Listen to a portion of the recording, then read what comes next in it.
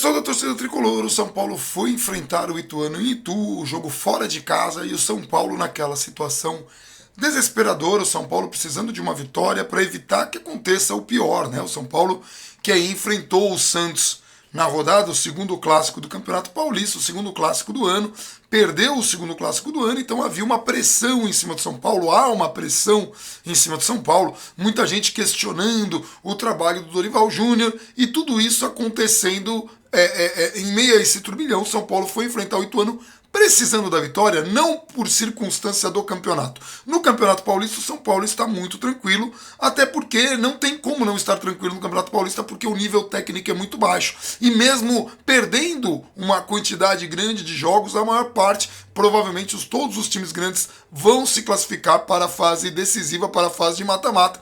E aí é aquilo que eu estou falando desde o começo da temporada. O São Paulo está atrás dos seus principais rivais. Está atrás do Corinthians, está atrás do Palmeiras, está atrás do Santos. E não está atrás apenas no elenco, está atrás na organização, está atrás na estrutura, está atrás no comportamento de diretorias. O São Paulo parou no tempo. São Paulo que sempre foi aí um time precursor, um time que sempre teve uma administração sólida. O São Paulo parou no tempo e está pagando o preço por isso. Obviamente que toda a culpa está recaindo em cima do Dorival Júnior, o técnico. Então, assim, a maior parte da torcida já não tem paciência com o Dorival. Fica muito difícil saber se a diretoria vai conseguir segurar essa pressão do Dorival. E a minha preocupação em relação ao Dorival é uma só. Quem viria para substituir? Muita gente diz: o Luxemburgo seria a solução. E teve até rumores que apontavam para isso. O Luxemburgo é aquele técnico que há pelo menos 12 anos, não faz um trabalho decente. Mas no São Paulo ele vai fazer. Tudo indica que não. Aliás, todas as contratações do São Paulo são jogadores que estavam jogando mal nos últimos 6 meses e a gente pensou, os caras vão vir aqui e arrebentar. Tudo bem que a gente ainda está em ritmo de pré-temporada, considerando que a gente só teve 12 dias de preparação. E isso não pode ser descartado na hora de analisar. Gente, Corinthians, Santos e Palmeiras não estão jogando o que podem. Mas o São Paulo está pior. Evidente, o São Paulo é pior do que os times que eu citei aqui. No papel, na estrutura, na diretoria. É só pegar assim, vamos pegar, por exemplo, o goleiro. O Sidão é melhor hoje do que o Cássio? O Sidão é melhor do que o Jailson? O Sidão é melhor que o Vanderlei? Não. Aí se a gente pegar e comparar aí posição por posição, a gente vai ter dificuldade de achar onde está situado o São Paulo. E aí a gente volta aí a colocar no Dorival Júnior, que nos últimos 10 anos o São Paulo ficou trocando de técnicos como a solução para todos os problemas. Isso não funcionou nesses últimos 10 anos. Eu duvido que funcione agora. A gente tem o Luxemburgo, que não faz um trabalho há 12 anos. A gente tem o Cuca, que com o elenco do Palmeiras assim, um elenco absurdo, não conseguiu fazer jogar o Borja, que é melhor que os centroavantes que a gente tem no São Paulo hoje, e eu estou considerando até o Diego Souza nessa conta. A gente tem Abel Braga e Celso Roth, que são aí 2 treinadores que sempre são comemorados quando saem dos seus clubes. Então, assim, eu me preocupo porque o mercado não oferece nada demais. A torcida está muito chateada com o Dorival Júnior, até por conta desse desempenho de começo de campeonato e por essas derrotas em clássico, mas eu também coloco aí um questionamento das contratações que a diretoria fez. Vamos pegar o São Paulo do ano passado, quase rebaixado. A gente conseguiu ali se reforçar de Hernanes e Prato, jogadores que foram fundamentais para evitar a queda. Aí a gente perdeu Hernanes e Prato. O que Dorival pediu? Um lateral. Veio? Não veio. Um jogador rápido? Veio? Não veio. O que veio? Diego Souza, que não joga bem há pelo menos 6 meses, para um time que só jogava para ele, que era o caso do Sport, e que está visivelmente fora de forma e jogando fora de posição. Veio o Nenê, que tem uma idade avançada, já não jogava no Vasco, que se esperava dele, que dirá no São Paulo, ainda mais na fase que está o São Paulo. E veio o Valdívia, que é uma incógnita, mas que não estava jogando bem no Atlético nem no Inter, a ponto dos 2 times quererem se livrar deles.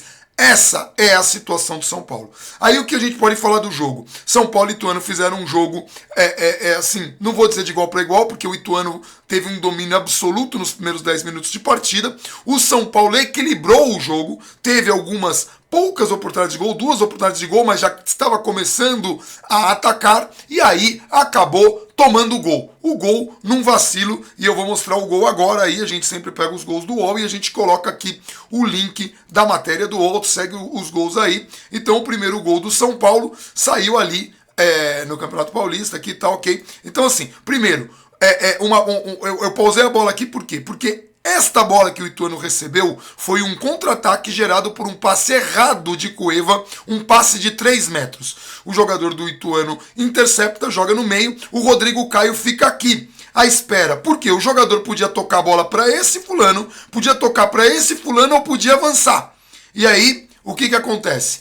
Ele espera a movimentação dos jogadores e toca a bola passa por baixo da perna do Rodrigo Caio. E teve gente que falou, a culpa é do Rodrigo Caio. Gente, dentro das circunstâncias do que o cara podia fazer, o Rodrigo Caio tentou interceptar a bola da melhor maneira possível. Aí o jogador vai e ainda dá a sorte de chutar a bola no meio da perna do Sidão. Então assim, foi uma falha generalizada? Foi, mas começou com um erro de passe do Cueva, um erro ali no sistema de marcação de São Paulo que não acompanhou, e o Bruno Alves que poderia ter tentado, deixar o jogador em condição de impedimento, mas ele acompanha o jogador, tá vendo que ele fica na dúvida aqui se ele deixou impedimento ou não, se ele parou ou não, mas o Reinaldo estava acompanhando também, não ia adiantar muito, e aí o jogador sai na cara do gol, sem nenhum tipo de marcação e faz o gol. Tudo bem, um gol que poderia acontecer por uma marcação qualquer, por uma situação qualquer, o São Paulo conseguiu no segundo tempo, trocando os jogadores e colocando o Valdívia, que hoje entrou bem, o Reinaldo conseguiu o empate no esforço de Cueva. Então a jogada começa com o Valdívia toca a bola pro Reinaldo, o Reinaldo cruza a bola acaba rebatida na área e o Cueva com muito esforço faz o gol. Né? Então assim, aí tá aí a bola perdida ali, o Trellis tinha entrado, o Valdívia tinha entrado também e o Cueva consegue fazer o arremate, o São Paulo parecia bem na partida. E aí, no finzinho não, na metade final da partida, o São Paulo bobeia, mas uma bobeada enorme da defesa, porque o São Paulo conseguiu tirar a bola e a defesa acabou saindo do posicionamento. O jogador do Ituano ficou sozinho com marcação de Cueva, que não tinha o que fazer. O Cueva ainda, que acabaria perdendo um pênalti no segundo tempo. Então, assim, a situação bem complicada do São Paulo, e bem complicada porque, assim, o Cueva teve um pênalti no último minuto de jogo para empatar a partida, acabou batendo o pênalti no canto direito, né? O goleiro pula e ele acaba fazendo a defesa, né? Ele bate no canto direito do goleiro, o goleiro pula e acaba fazendo a defesa porque o Cueva chutou a meia altura e não tão no canto. Não teria batido tão mal, mas não bateu tão forte, não bateu tão bem. E assim, tem aquela máxima que pênalti bem batido é aquele que entra. O São Paulo acabou não convertendo o pênalti, saiu derrotado. O Ituano, que é até um adversário um adversário complicado para times grandes, muito mais pela capacidade de empatar. O São Paulo teve a oportunidade de empatar e desperdiçou no pênalti no final. Então, assim, a gente teve aí essa situação, e é uma situação, assim, muito complicada. Agora, o que a gente pode falar do jogo de mais trágico? A gente tem aí o Cueva, que falhou no primeiro gol e perdeu o pênalti, o Nenê, que não funciona jogando aberto, só aberto, ele não consegue funcionar, a falha individual na bola aérea e a contusão de Jusilei. Jusilei acabou se machucando. Lembra que a gente falou aqui, gente, quem pegar os vídeos do começo do ano, a gente falou,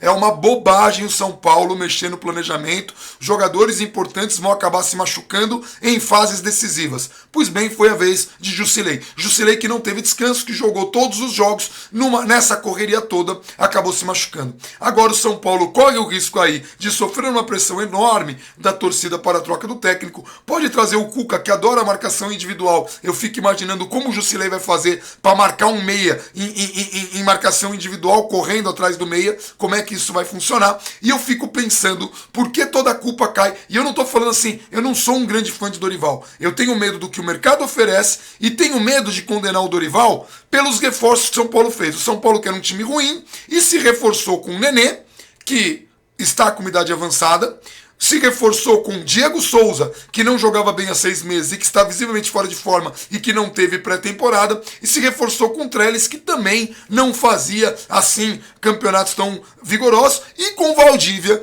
que, assim, a situação do Valdívia era tão complicada que o Inter e o Atlético queriam se desfazer do jogador e estava lá o São Paulo para abraçá-lo, ainda que o Valdívia tenha entrado bem. Então, assim, me preocupa porque a única coisa que Dorival pediu foi um lateral, que ele ainda não recebeu, e um jogador veloz, um jogador rápido, que ele ainda não recebeu também. Mas pode ser que caia na conta dele. E se vier um outro treinador, e eu quero deixar isso bem claro, tá, gente? Eu sou contra mandar o Dorival embora, não por conta do trabalho, porque eu acho que a diretoria tem muito mais responsabilidade nesse momento do que Dorival tem. Mas se mandar Dorival embora, eu vou torcer pro treinador que vier.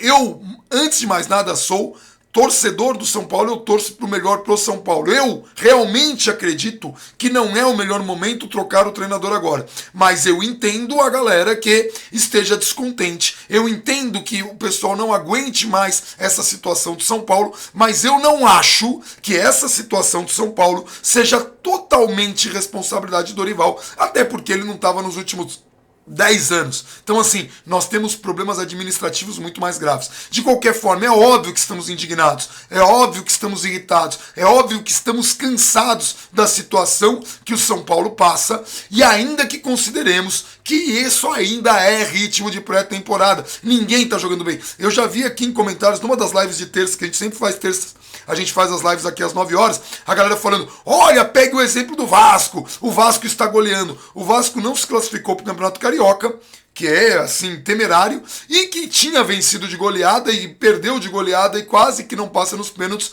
né? Hoje passou nos pênaltis, assim, porque o Pirulito, nosso ex-zagueiro, errou o pênalti final, poderia aí o Vasco ter caído fora. Então, assim, não tem nenhum time que está jogando fino da bola, isso não é desculpa para a fase e para o futebol que o São Paulo está jogando. Hoje o São Paulo jogou muito mal, ao contrário do que aconteceu contra o Santos, que o São Paulo foi bem até as trocas, que o São Paulo dominou a partida até as trocas, que o São Paulo foi muito bem e que o Santos, mesmo com as trocas que ele conseguiu equilibrar o jogo, o Santos não foi em nenhum momento superior ao São Paulo. Hoje não. Hoje o Ituano foi superior ao São Paulo, o Ituano mereceu a vitória, o time de São Paulo foi, assim, temerário, não conseguiu jogar, não conseguiu se impor, não conseguiu fazer. Então, assim, pode cair toda a culpa só no Dorival? Pode, é o que vai acabar acontecendo, mas meu medo é que isso não resolva a situação. Eu vou torcer para que resolva. Seja a manutenção do Dorival, para que ele consiga se encontrar, seja o São Paulo resolver fazer a bobagem de trocar o técnico agora, por mais que eu entenda que as pessoas queiram isso. Eu não acho que isso vai funcionar, mas se acontecer, eu vou torcer muito para que o São Paulo encontre um rumo. Mas eu não acho que isso aconteça com o Luxemburgo. Tenho dúvida se pode acontecer com o Cuca, com o Abel Braga ou com o Celso Roth. A menos que o São Paulo tirasse da manga um técnico. Aí a galera vai falar, e o Jardine? Eu não penso que o Jardine esteja preparado para o desafio e principalmente para esse elenco Frankenstein que o São Paulo montou. Estou realmente preocupado, não preocupado a ponto de achar que o São Paulo vai correr os riscos que correu ano passado. Estou preocupado só porque o que eu acho que faz a diferença do São Paulo para qualquer coisa é a torcida. E se a torcida abandonar o clube, se a torcida virar as costas pro clube, esse clube não vai chegar em lugar nenhum. A minha expectativa para esse ano era simplesmente fazer do Paulista pré-temporada, porque o São Paulo, mesmo que chegue nas fases decisivas, não vai conseguir ganhar o Paulista, considerando o favoritismo do Palmeiras, que é absurdo pelo elenco que tem, e porque o São Paulo está abaixo de Corinthians, não tão abaixo, mas está abaixo de Corinthians e Santos, principalmente na questão de pressão, então é um absurdo. Eu esperava que o São Paulo fizesse um campeonato paulista digno, que tentasse beliscar alguma coisa nesses torneios mata-mata, Sul-Americana e Copa do Brasil, e que fizesse um campeonato digno para tentar brigar por vaga de Libertadores. Isso seria o esperado, mas isso seria se o trabalho continuasse e se os reforços que o São Paulo procurassem fossem reforços de mais qualidade. Obviamente que a gente está falando de pré-temporada, pode ser que o Diego Souza comece a render, não está rendendo, o que ele está jogando é ridículo, mas pode ser que ele consiga recuperar a forma e o futebol. Pode ser que o Valdívia comece a jogar bem, como entrou bem hoje. Pode ser que o Trellis consiga fazer gols, mas não é o que está acontecendo. O São Paulo tem possibilidades, tem elenco, mas tem muitas dificuldades de se impor e tem todas essas dificuldades de pré-temporada, pressão de torcida, falta de título e uma diretoria que não está dando o suporte necessário. Agora é hora da diretoria vir dar a cara a tapa.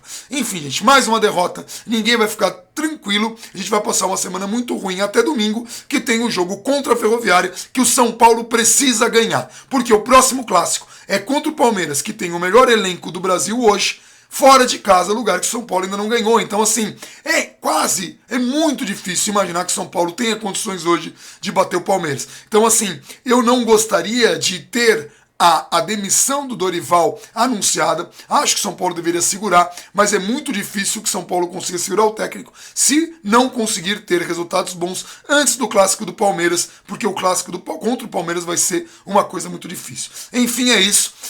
Um abração para todo mundo, vamos assim respirar. Sexta-feira tem texto no site do Gabriel Perecini. Acompanhe nossas redes sociais aí, facebook.com/falabandana, youtube.com/falabandana, falabandana.com e twitter @falabandana, que é onde eu respondo, ou no Instagram a Vives, que também é @falabandana, e a gente vai aí nessa expectativa e sempre torcendo pro São Paulo, mas assim, estou irritado, estou bem chateado e duvido muito que consiga dormir hoje. Um abração para todo mundo e até o jogo contra a Ferroviária. Vamos tentar lotar o Morumbi. Eu estarei lá no posto da Jorge João Saad. Para quem quiser me encontrar, eu estou no posto Ipiranga ali. Provavelmente ou na Via Vendetta ou no Starbucks. Tá bom? Um abração para todo mundo e até lá.